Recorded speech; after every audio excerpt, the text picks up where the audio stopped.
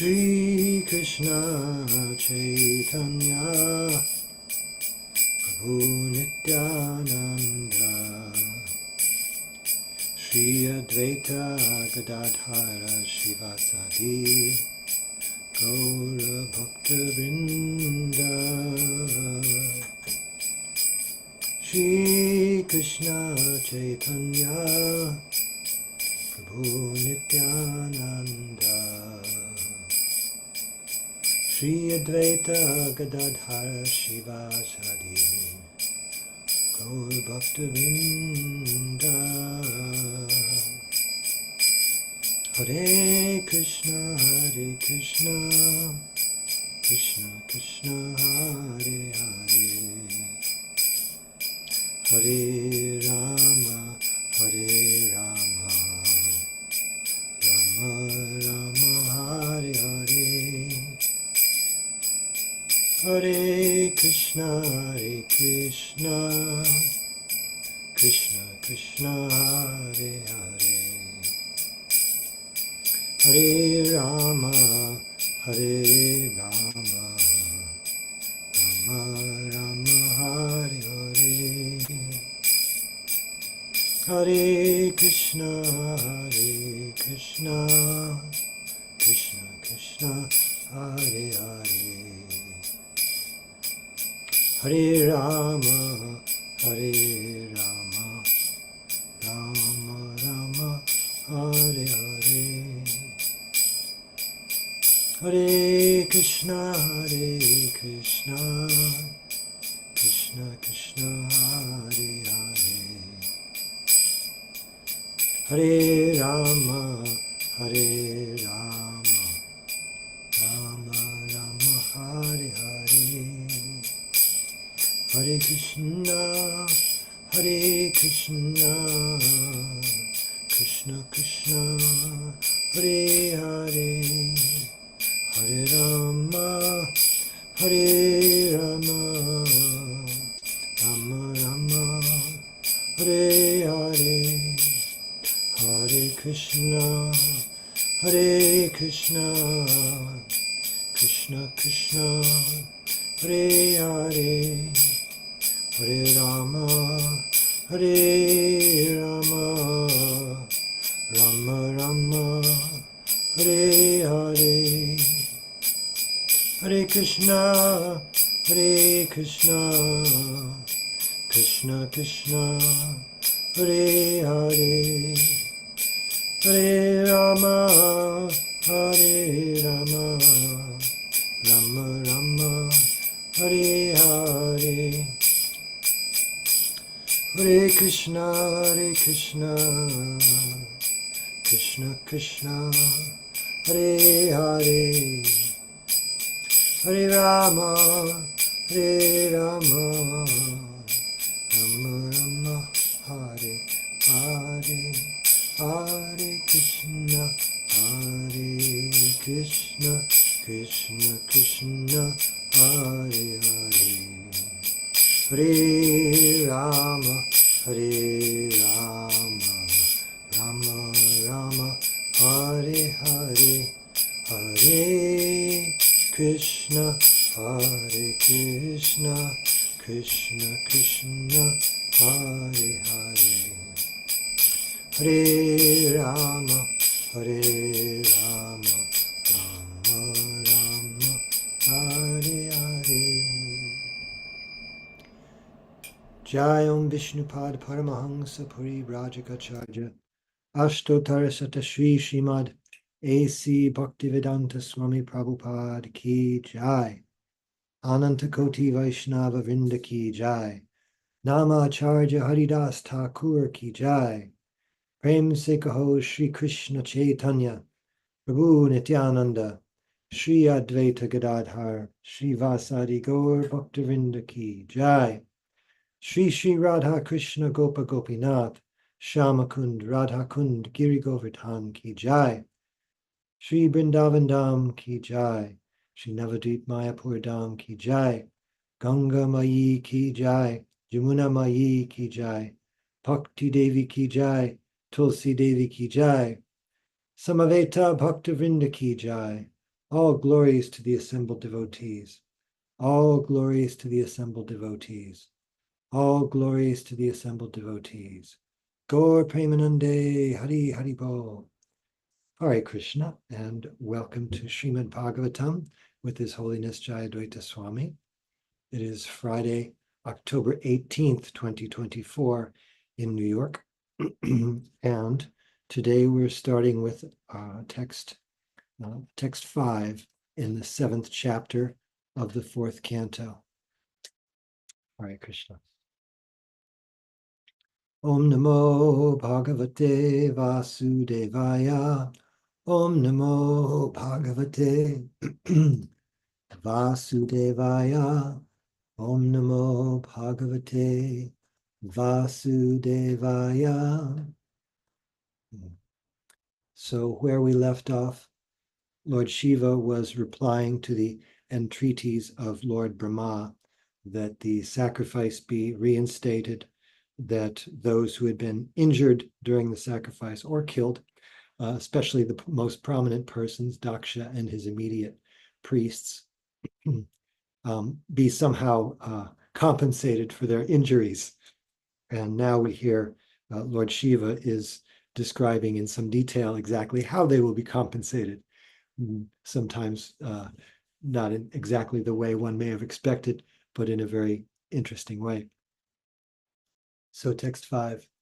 Babhuyang ashvino pushno hastabhyang kritabhava bhavantvadvaya vaschanye basta smashur brigur bhavet.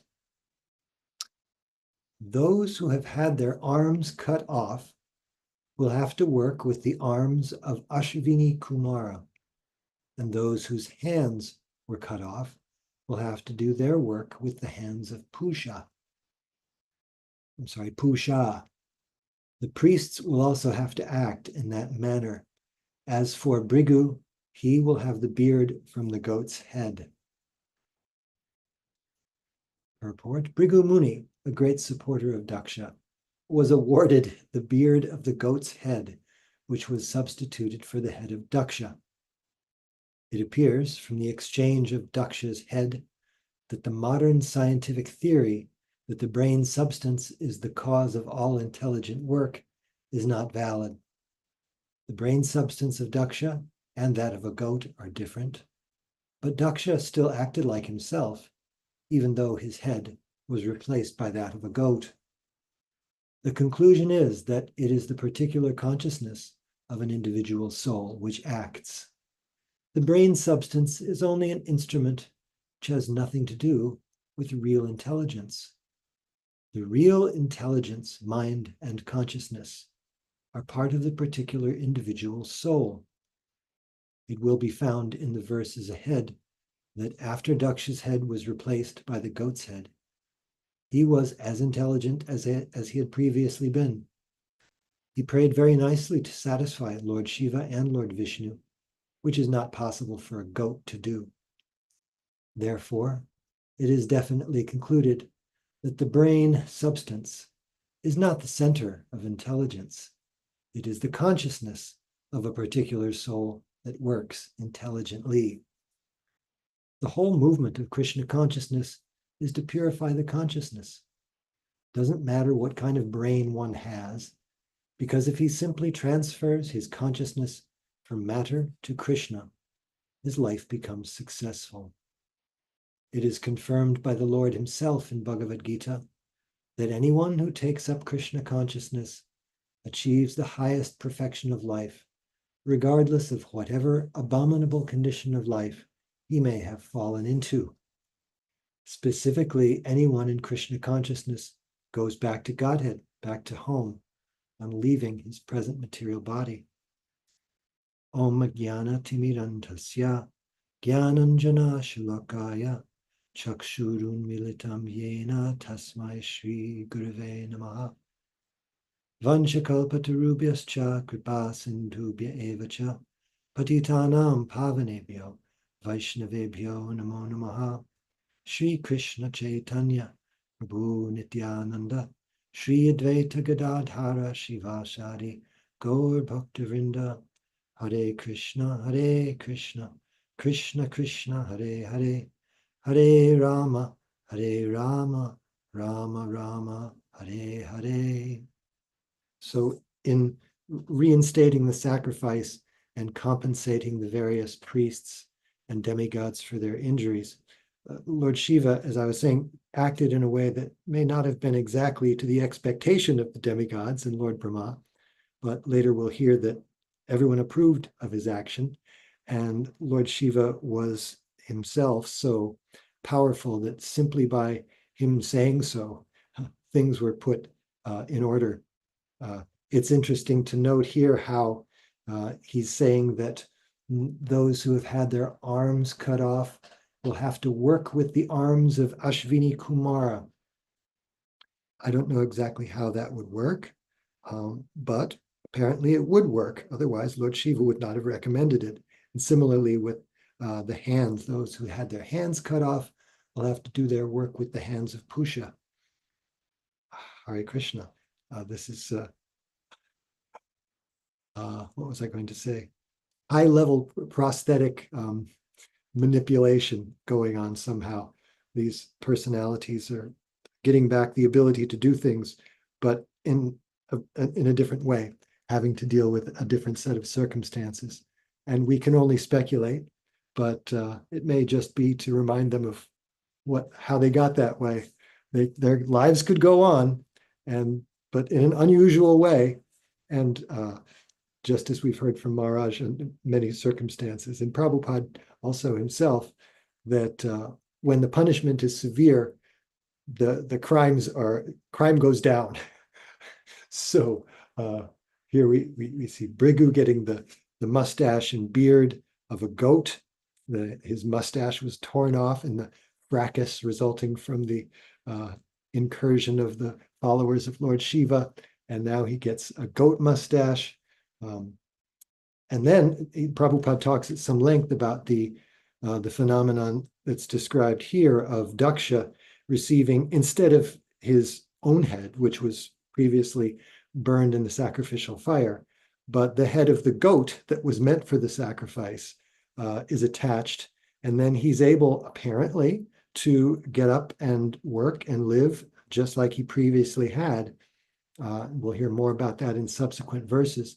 But Prabhupada makes the point very clearly and completely in this purport that the intelligence of the living being is not due to the brain, as many contemporary adherents of biology and some medical science may conjecture. The brain, Prabhupada says, is just it's an instrument, just like the circuit board of a computer. It's a physical entity. It helps the computer do what it does, but the real point is that there's consciousness involved, and the consciousness is not material. The consciousness has to do with the actual living entity whose circuit board or brain is part of his karmic makeup. I heard Sariputta Prabhu once speaking about a case that he had studied where a young man of average intelligence, maybe even above average intelligence, had to go and have some procedure done that required him to get a scan, brain scan. And the people were extremely surprised to see that instead of what they expected to see, which was a full brain scan showing a full brain, that this person had a brain that amounted to not much more than a thin film of some kind of brain substance on the inside of his skull, yet his life was going on and not very abnormally at all. And that is certainly supports what Prabhupada is saying here, that whether you have a human head or a goat head, human brain, goat brain, doesn't matter. The real thing is the consciousness. The conscious entity is working these things. And without that consciousness, you can have any kind of brain you like, and it's not going to get you anywhere. Hare Krishna. Maharaj, would love to hear what you might have to say on this. Namo Vishnu Padaya Krishna Prishtaya Bhutale Srimate Bhakti Vedanta Swaminiti Namine Namaste Saraswati Deve Gaudavani Pracharane Nirvishesha Shunyavadi Paschatite Shatari. Well, Sri Krishna Chaitanya Prabhu Nityananda Sri Advaita Gadadhar Srivasadi Gaur Bhaktivinda Hare Krishna, Krishna Krishna, Hare Hare. Hare Ram, Ram Ram, Hare Hare. Well, you've covered the territory well. I would only add that the fellow who had to undergo the brain scan was a college student. He was doing very well in the university, but there was just a routine examination, and then they discovered, as you said, that he had no brain. And Sadaputa gives that example in the course of various arguments for consciousness being independent of the brain, and the brain's being an instrument, as a radio station might broadcast with its sophisticated equipment. We speak and act with the help of our brains, but even if the equipment were to fail, the consciousness would still be there, just as in the radio station, the people speaking would still be there, even if the equipment failed. Hare Krishna. Thank you, Maharaj. Hare Krishna. Just trying to stay current here in the chat with the verses so we can properly catalog things later. Let's see. Vijay Krishna Prabhu, would you be so kind as to read our next verse, text number 6? Yes, Ekendra Dasa Prabhu, can you hear me? Very clearly, sir. Thank you very much. You're most kind. Text 6. Maitreya Vacha Tada Sarvani Bhutani Shrutva Midushtamoditam Paritushtatmabhishtata Sadhu Sadviti Athabruvan. Translation. The great sage Maitreya said, "My dear Vidura, all the personalities present were very much satisfied in heart and soul upon hearing the words of Lord Shiva, who is the best among the benedictors." Purport. In this verse, Lord Shiva is described as Midushtama, the best of the benedictors.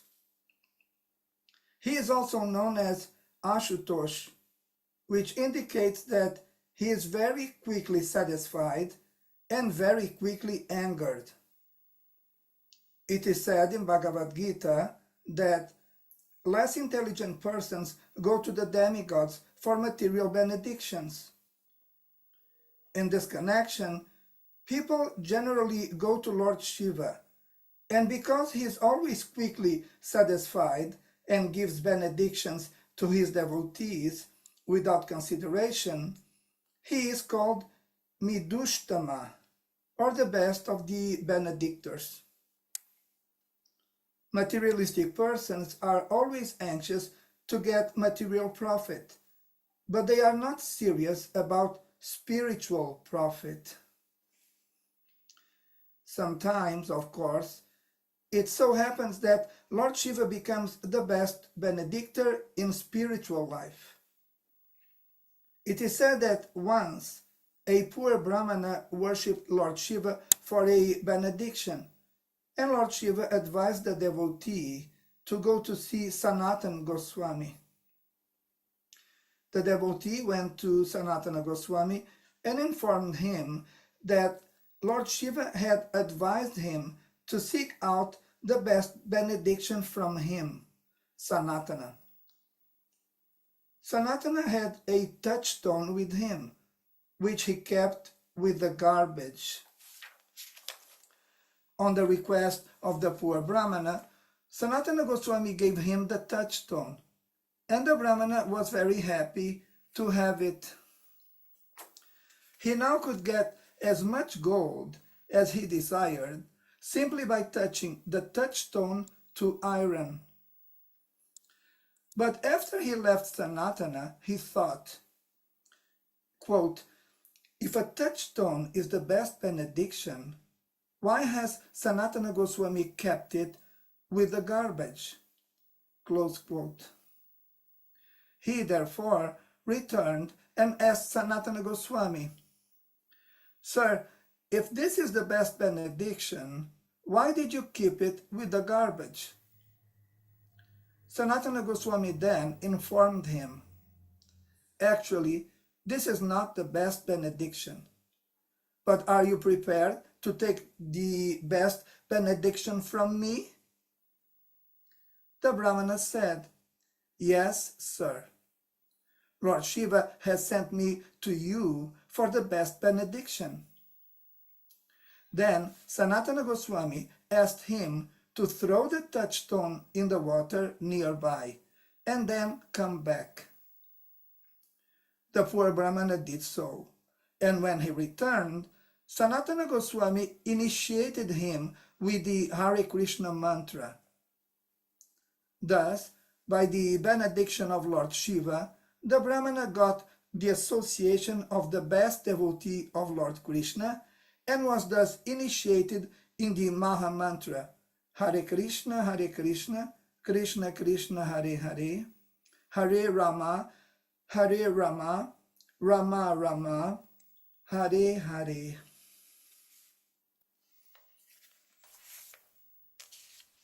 Thank you so much for reading, Prabhu. Some thoughts to share?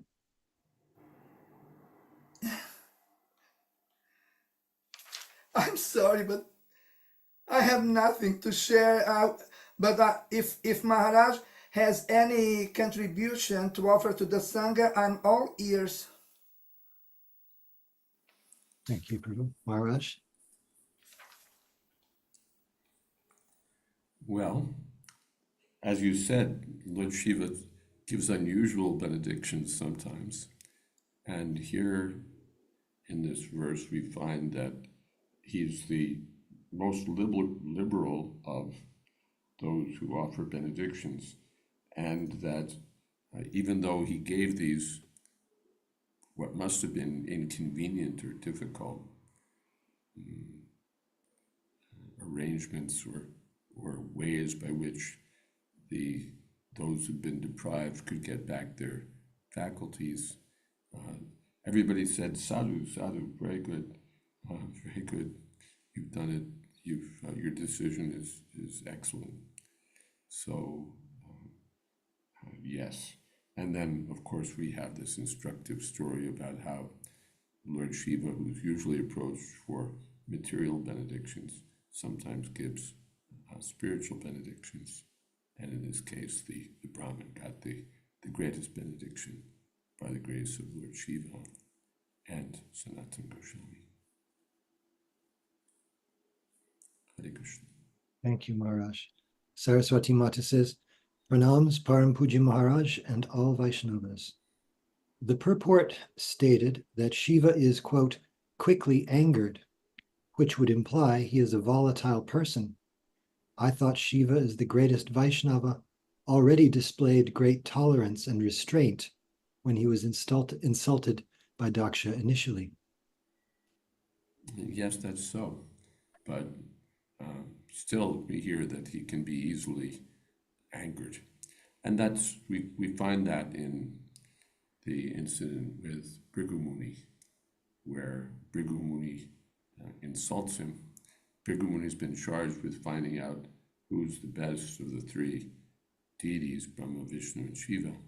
And he decides to do it by seeing to what extent they're influenced by passion and ignorance. And he insults Lord Shiva with not receiving him as a brother, and then saying insulting things to him. And Lord Shiva becomes ready to kill him, and he's only prevented by Parvati, who pleads with him not to. So sometimes even a person who's easily angered may be tolerant, and sometimes a tolerant person may easily be angered. So Lord Shiva is known as Ashutosh, easily satisfied, but quickly satisfied. But he can be quickly angered also. That Muni is his partial portion. Remind me. Durvasa. Durvasa, thank you. That Durvasa Muni, who's famous for being easily angered, is the partial portion of Lord Shiva. Hare Krishna. Hare Krishna. Thank you, Maharaj. It's not teased out at all here in the purport, but I found it because, I don't know, by my nature, I tend to find humor in things that, these unusual reparations that Lord Shiva pronounces in the form of benedictions, they're immediately accepted by the host of demigods and sages. Sadhu, sadhu. They don't, at least according to the text, they don't pause for a moment and say, well, wait, how's that going to work? They just say, this is good. Somehow or other, it's going to work. And by your decree, it shall. Lord Shiva is so great. I had asked whether Shara Mataji would like to read. We don't hear from her reading enough. And if she's able, that'd be great. I'm so sorry, I'm driving right now. Oh, please drive safely. Thank you. Hare Krishna. Let's see. I don't think Venkatesh Prabhu is available to read yet because usually he shows up. Oh, there he is. The video is there. And he's got to hook up his audio implements. But if you can, Prabhu, that'd be great to hear. We're in text number 7 now. Is it there on the chat? Can I refer from there? I'll put it there in just a moment. Yeah. Thank you. Okay. Copy and paste. Text is there.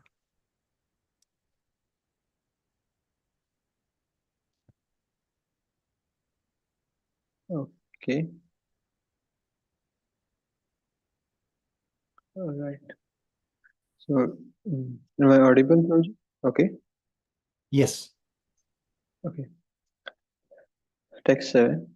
Tato me midvam sam amantrya sunashira sahasraivi bhuyastadeva yajnanam samidva vedaso yayu. Thereafter, Brigu, the chief of the great sages, invited Lord Shiva to come to the sacrificial arena. Thus the demigods, accompanied by the sages, Lord Shiva and Lord Brahma, all went to the place where the great sacrifice was being performed. The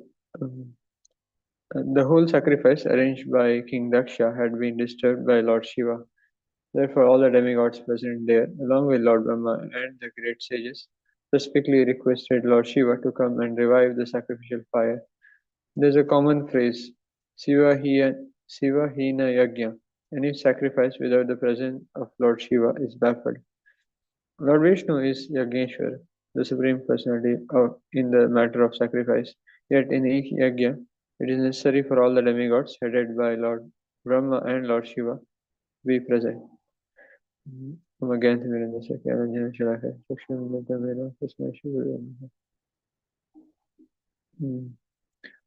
So after Lord Shiva was pacified by very kind words, here we see that Lord Shiva agreed to accompany Lord Brahma and the other great sages to go back to the sacrificial arena to complete the sacrifice.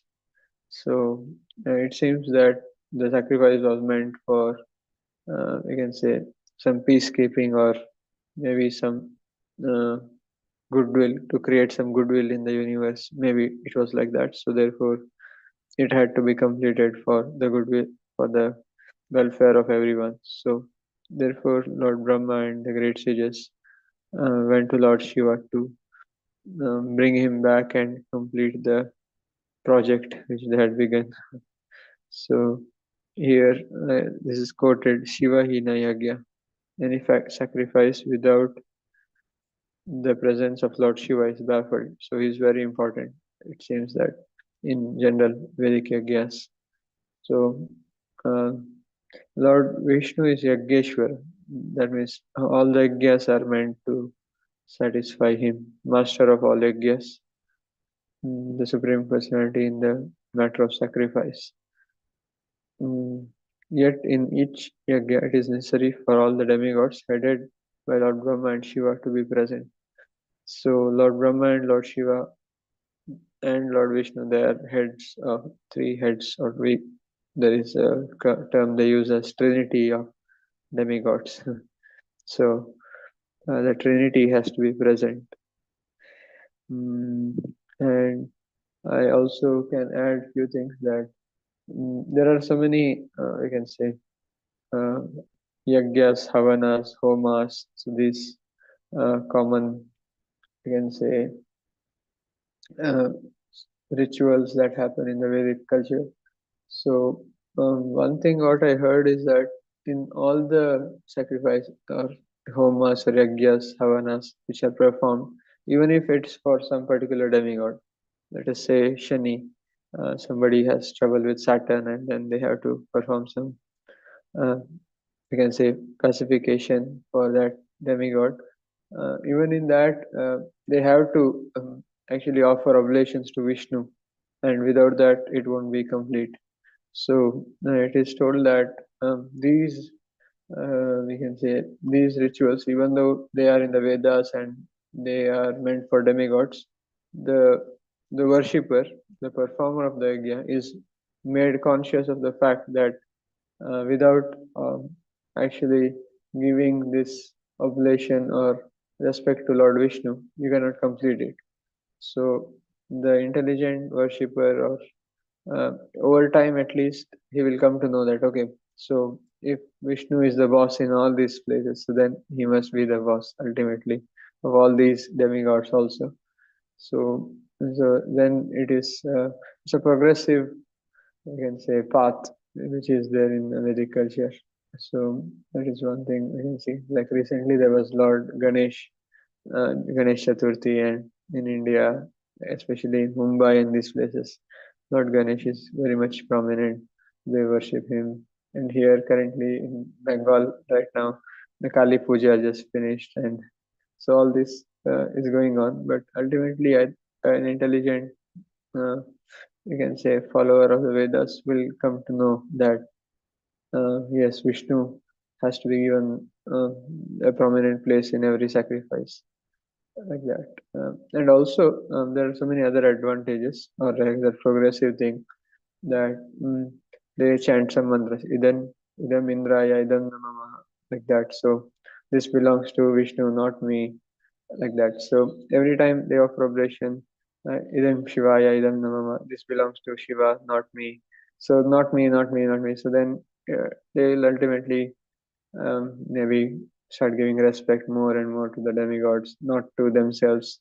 So keep putting, keeping themselves out of the center of their lives, keeping a higher power in the center.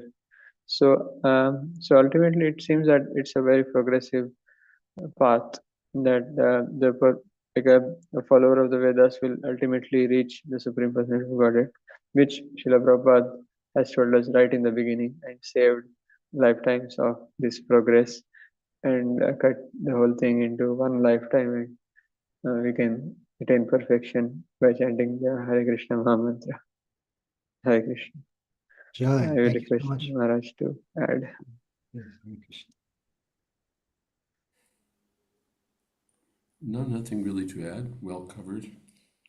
Just linguistically, Prabhupada mentions this is a phrase, Shiv Hin Yagya.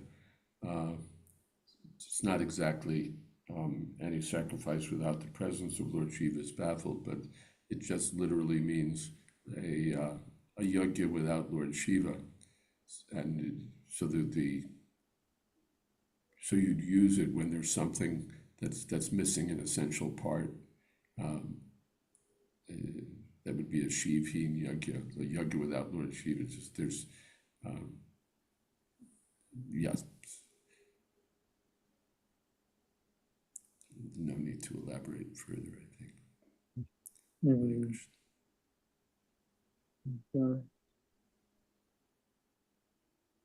Yeah. Question in the chat. Yovanananda Mataji asks, what water is the touchstone in? As I recall, it's like a tank. So wherever that temple was, the waters, that's the water was thrown in. But the real touchstone is in the chanting of the holy name. The touchstone that was thrown in the water, the Brahmin realized was really second rate. It's not something that Sanatana Goswami must have had something far better. So we don't really care which water it's in. I know that you have a Vaishya mentality, Mataji, but still. He's kidding around. I know, but still, we'd like to find out where that. We'd like to find that Maha Mantra, that pure chanting of the holy name. Thank you, Maharaj. And Murari Gupta Prabhu says, Hare Krishna Maharaj, there certainly seemed areas where Srila Prabhupada was easily angered and intolerant, especially with those who should have known better. But he could also quickly give up that anger when the situation was corrected. Yes, and he could be tolerant also. He could be unlimitedly tolerant, or he could be quickly displeased. Not that he was always quickly displeased, but as he chose and as might befit the person or the situation, he might become angry, or he might just be very tolerant. Hare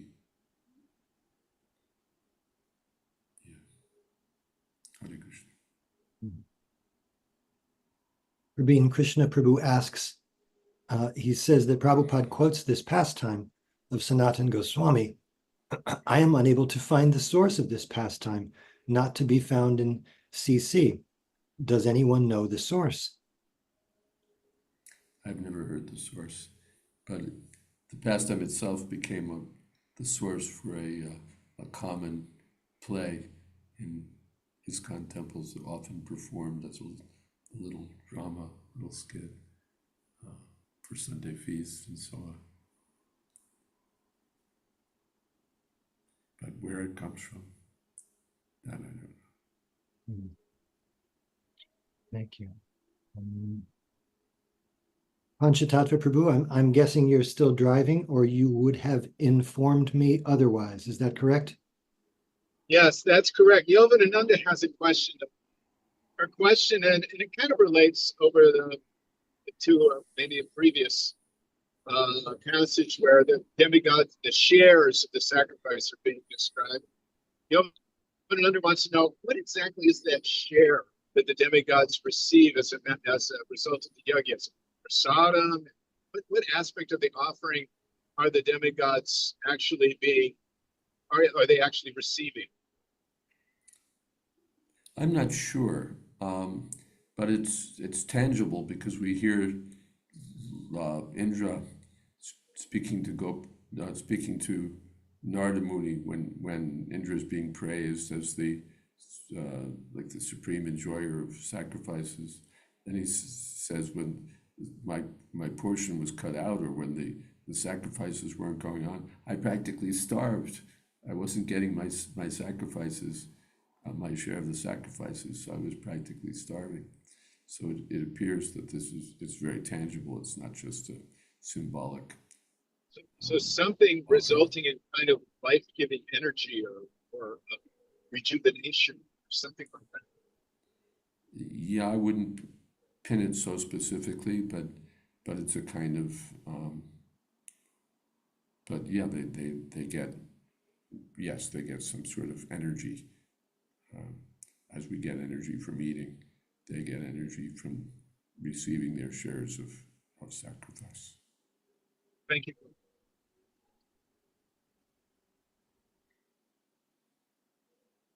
The terminology I find interesting because share also has to do with finance. You know, your stock has shares, you own so many shares of a company, and then those shares go up or down in value, and you get shares, you get bonus dividends from those shares, which certainly give you energy, but it is interesting here.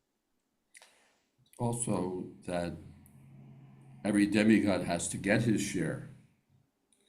If you're performing a sacrifice and you don't give the necessary portion to the eligible demigods, then your sacrifice is imperfect or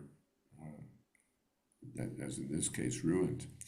So that makes sacrifices quite difficult to perform. We think it's, we can, these people who do an Agnihotra get by lighting a simple lamp and doing a little kirtan. That's not really going to do it. The true sacrifices are complex and they have to satisfy. Everyone has to get their share. Otherwise, the sacrifice doesn't go off well. Prabhupada sometimes describes sacrifices to the demigods as a kind of bribery. Instead of offering to the personality of Godhead, we try to appease the demigods by offering them some bribes. So when you're offering bribes, you have to make sure that everyone gets their share. Otherwise, your work may not get done. You have to grease the right palms. Yes. Krishna. Venkatesh Prabhu offers, he says, demigods receive their share of ghee, rice, etc. through the medium of fire. He says it works just like Western Union money transfer. He's quoting His Grace Radhe Shyam Prabhu as the source of that information. And Murai Gupta supports this by saying, Agni got too much and had to eat the forest. So it seems very much like food is for us. Seems very much like food is for us, yes. Oh, Saraswati Mataji says, when Krishna stopped the worship of Indra, is that the same as stopping a sacrifice portion to Indra and depleting him of energy? Or was Indra angered due to arrogance and not acknowledged as an important demigod in charge of rain? That latter way is the way we hear it in Bhagavatam and in Krishna book, that he's, who are these puffed up little insignificant people listening to this talkative boy? So he was, what's the word? Miffed. He's miffed that they're being disrespectful to him.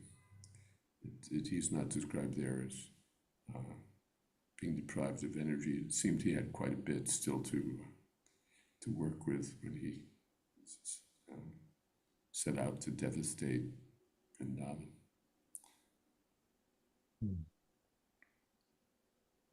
All right, I will read our text number 9. If someone else would like to read, you can let me know in the chat. Meanwhile, we will go on here. Text number 8. Vidhaya kartsnyena chatad yadaha bhagavan bhavaha sandadhu kasyakayena savaniya pasho shiraha. After everything was executed exactly as directed by Lord Shiva, Daksha's body was joined to the head of the animal meant to be killed in the sacrifice. Purport, this time, all the demigods and great sages were very careful not to irritate Lord Shiva. Therefore, whatever he asked was done. It is specifically said here that Daksha's body was joined to the head of an animal, a goat. So in the Sanskrit, it just says pasho, of the animal, but that's the animal who was meant for the sacrifice. And In his short commentary to this verse, Srila Vishwanath Chakravarti says, they did what Shiva said. This implies they also gave the eyes of Mitra to Bhaga and carried out the recovery of all persons. And then the word kasya in this verse means of Daksha. And the translation from Bhanu Swami says, doing as Shiva said, they joined the head of the sacrificial goat with the body of Daksha. I like how Prabhupada makes a point of saying that whatever he asked was done. They were very careful not to irritate Lord Shiva.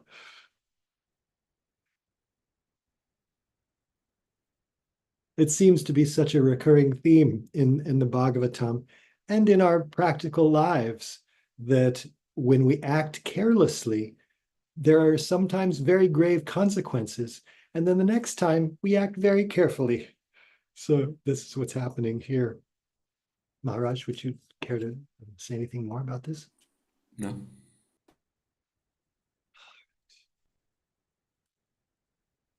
Right, we have some time for some more. Vijay Krishna Prabhu, would you like to read our text number 9? Yes, Ekendra Prabhu.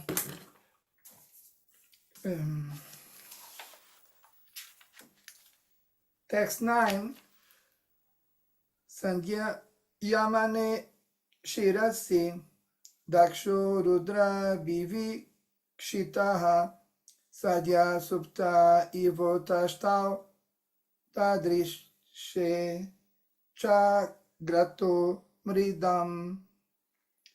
Translation. When the animal's head was fixed on the body of King Daksha, Daksha was immediately brought to consciousness, and as he awakened from sleep, the king saw Lord Shiva standing before him. Purport.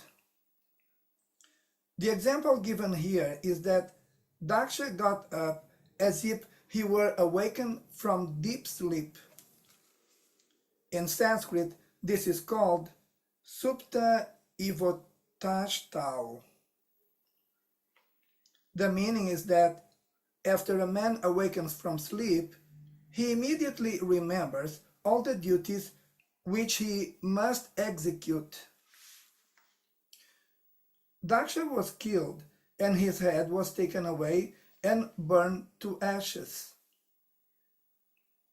His body was lying dead, but by the grace of Lord Shiva, as soon as the head of a goat was joined to the body, Daksha came back to consciousness again. This indicates that consciousness is also individual. Daksha actually took another body when he took on the head of a goat, but because consciousness is individual, his consciousness remained the same, although his bodily condition changed. Thus, bodily construction has nothing to do with the development of consciousness. Consciousness is carried with the transmigration of the soul. There are many instances of this in Vedic history, such as the case of Maharaj Bharata. After quitting his body as a king, Maharaj Bharata was transferred to the body of a deer, but he retained the same consciousness. He knew that although formerly he was King Bharata, he had been transferred to the body of a deer because of his absorption in thinking of a deer at the time of his death. In spite of his having the body of a deer, however, his consciousness was as good as it was in the body of King Bharata. The arrangement by the Lord is so nice that if a person's consciousness is turned into Krishna consciousness, there is no doubt that in his next life he will be a great devotee of Krishna, even if he is offered a different type of body.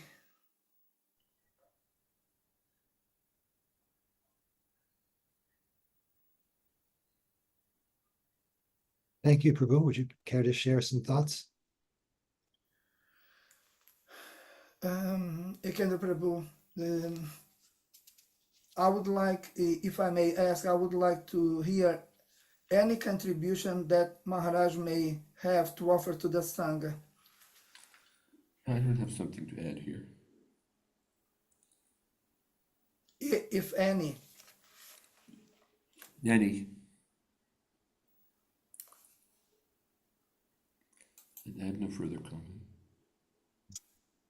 Murari Gupta Prabhu says it's clever how different species' anatomical parts are interchangeable and heads can be substituted like here and Ganesh. Very intelligent design involved. Yeah.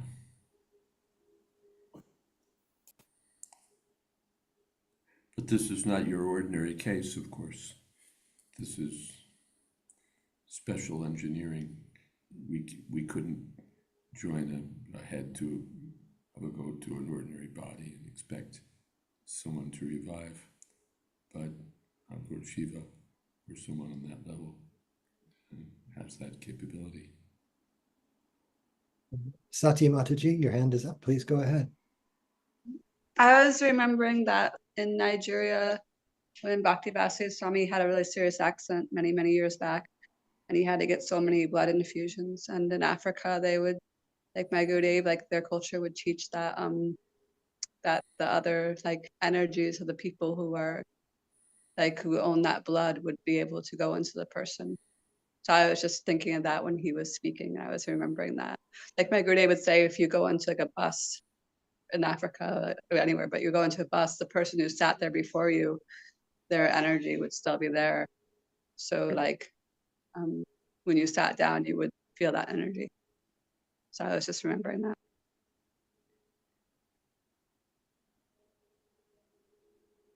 Thank you for that. Hare Krishna.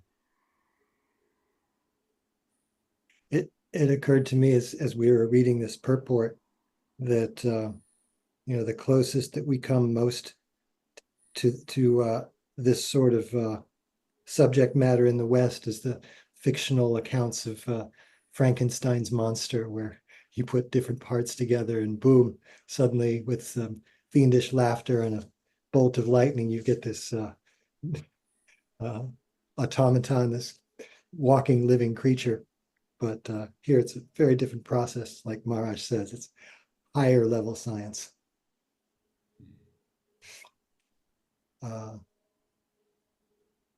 Saraswati Mata asks, may I ask if a devotee would accept organ transplants? Well, we've seen that some devotees have accepted organ transplants. Our Shamsundar Prabhu accepted a kidney. It's essentially mechanical transfers. Prabhupada was often asked about heart transplants because the consciousness the soul is supposed to be in the heart. So when there's a heart transplant, does the soul go to the new body, and if not, why not, and so on. But Prabhupada said it's subtle. It's not that if you grab the heart, now you can grab the spirit soul. Like if you have a sieve, it doesn't mean that you can carry water in it. So if you can't just carry with your forceps and so on, the soul from one body to another. Sukshma tat avigyaya. These soul is subtle. Jai. Thank you, Maharaj. And we have reached the end of our hour. Vijay Krishna Prabhu, would you please lead us in kirtan? Of course, Ekendra Prabhu.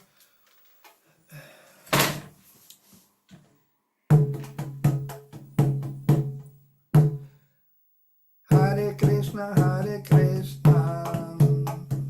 Krishna Krishna, Hare Hare,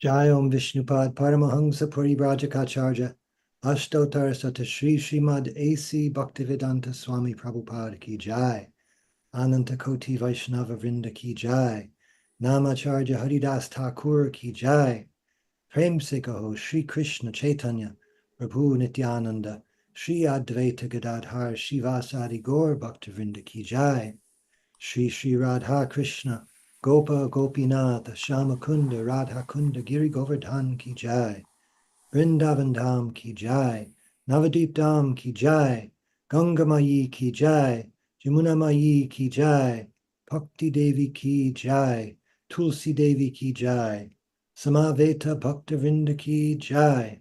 All glories to the assembled devotees. All glories to the assembled devotees. All glories to the assembled devotees. Gaur Premanande Hari Hari Bol. Thank you so much, Vijay Krishna Prabhu, for the kirtan. Thank you, everyone, for listening and for your comments and questions. Thank you, especially Maharaj, for being with us yet again. Srimad Bhagavatam Ki Jai, Srila Prabhupada Ki Jai, His Holiness Jayadvaita Swami Maharaj Ki Jai. Samaveta Bhakta Vrinda Ki Jai. Gaur Premanande. Haribol. Thank you, Guru Maharaj. Thank you, Thank Hare you. Krishna. Thank you, Maharaj. Thank you, Shara. Hare Krishna. Haribol. Thank you. Jai. Thank you, Maharaj. Hare Krishna. Hare Krishna. Thank you all for being here. Hare Krishna.